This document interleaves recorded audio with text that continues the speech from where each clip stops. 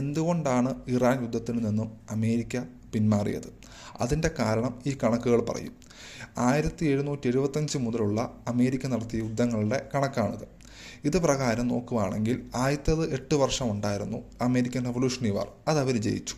അതിനുശേഷം യുദ്ധത്തിൻ്റെ വർഷം നീണ്ടുപോകുന്നതനുസരിച്ച് അമേരിക്കയ്ക്ക് ആ യുദ്ധം ജയിക്കാൻ സാധിക്കില്ല. അതിന് ഉത്തമ ഉദാഹരണമാണ് വിയറ്റ്നാം യുദ്ധവും അഫ്ഗാൻ യുദ്ധവും ഒക്കെ.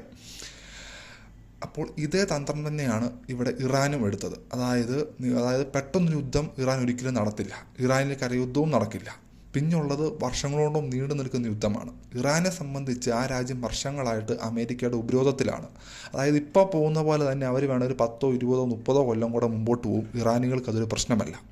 പക്ഷേ അമേരിക്കയെ സംബന്ധിച്ച് കഴിഞ്ഞ ദിവസം അമേരിക്കയുടെ ഒരു സൈനികനെ പൈലറ്റിനെ ഇറാനിൽ നിന്നും രക്ഷപ്പെടുത്താൻ വേണ്ടി മാത്രം ഏകദേശം 36,000 കോടി രൂപ ചിലവാക്കി എന്നാണ് റിപ്പോർട്ടുകൾ പറയുന്നത്.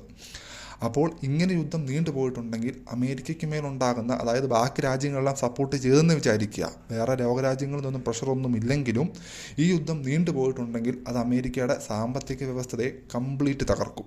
പക്ഷേ ഇറാനെ സംബന്ധിച്ച് അവർക്ക് പ്രത്യേകിച്ചൊന്നും നഷ്ടപ്പെടാനില്ല. കാരണം അവരിപ്പോഴേ ആ ഒരു രീതിയിലാണ് ജീവിക്കുന്നത്. അതുകൊണ്ടാണ് ഇസ്രായേലിനെ ഒറ്റപ്പെടുത്തി ഇറാൻ യുദ്ധത്തിൽ നിന്നും അമേരിക്ക പിൻവാങ്ങിയത്.